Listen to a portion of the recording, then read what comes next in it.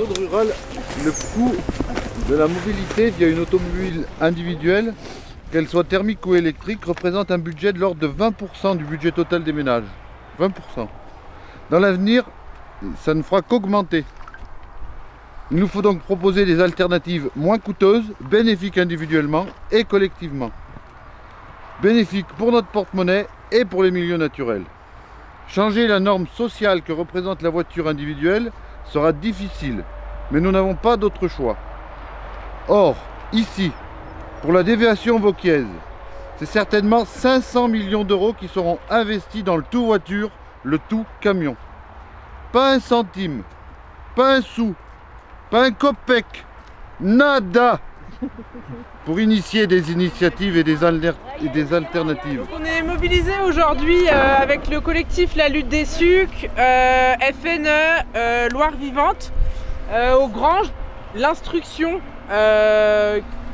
qui précède en fait les trois, qui traite des 3 recours qui ont été déposés pour attaquer le projet. Elle vient d'être clôturée le 20 janvier 2023. Donc il y a 3 recours qui vont être jugés dans les prochains mois sur ce projet et les travaux commencent. Moi je suis jeune agriculteur sur le Pertuis, j'ai mis plus de 4 ans à trouver 5 hectares pour m'installer.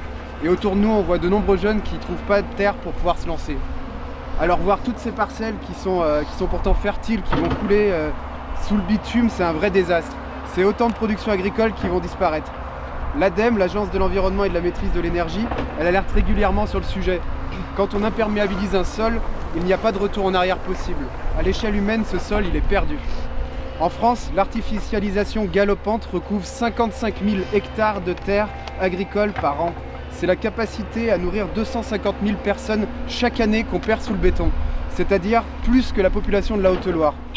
Le taux d'artificialisation par habitant en France est l'un des plus mauvais d'Europe. Et nous, en fait, on n'a pas envie de voir se reproduire ce schéma ici, au cœur même du Velay. Il faut avoir conscience en fait que ce pays des sucs, c'est un immense château d'eau. C'est-à-dire qu'en fait, le volcanisme, d'une part, il a créé des zones de dépression, comme il y a derrière les pelleteuses, où en fait, c'est des zones où l'eau, elle va s'accumuler et en fait être stockée dans les végétaux et dans les matières organiques. Alors, ce qu'il faut comprendre, c'est que notre zone géographique, elle joue un intérêt majeur dans l'approvisionnement en eau, aussi bien de l'aval de la Loire, qui est quand même le plus grand fleuve de France. On fait partie des sources de la Loire, que aussi par exemple à 5 km d'ici se trouve le barrage de la Valette qui approvisionne la ville en eau de Saint-Étienne. Et malgré cela, on ne fait pas partie des exceptions au changement climatique, c'est-à-dire qu'en fait on voit les précipitations diminuer, les périodes de sécheresse s'allonger, les périodes d'épisodes violents augmenter en fréquence. Et du coup, cet été, ça en était un triste exemple.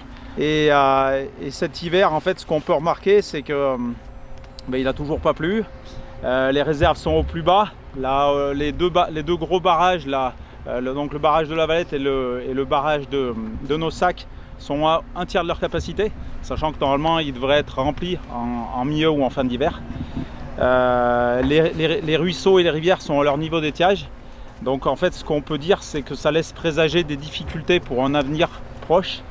Et là, pour avoir consulté un peu les analyses piézométriques, les analyses de sous-sol, en fait, les 2 dernières années, il s'en est fait plein. Elles sont tout le temps plutôt mauvaises.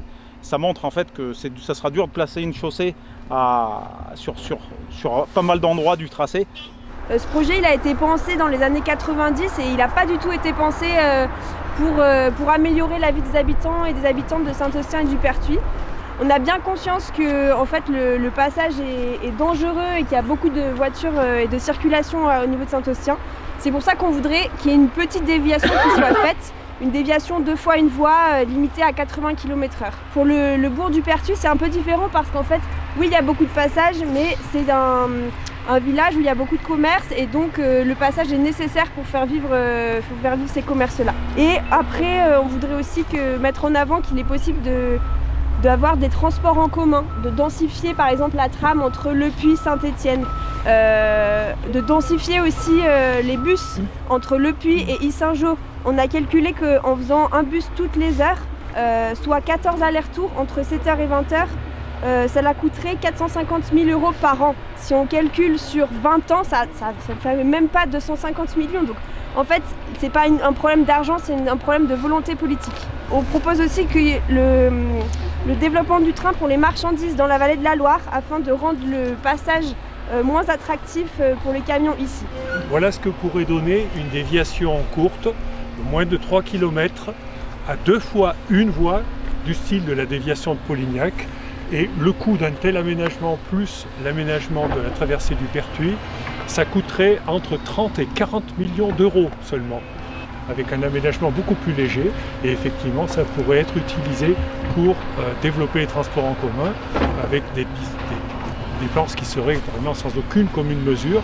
La création de trains rapides entre Le Puy et Saint-Étienne, avec seulement 3 arrêts, ça coûterait simplement 60 millions sur 20 ans. Quand on construit une route, c'est pour 100 ans, donc on est en train de modeler les mobilités pour les 100 ans à venir. Le véritable enjeu de cette RN aussi en termes de mobilité, c'est qu'on fait croire aux habitants de Haute-Loire que c'est pour eux.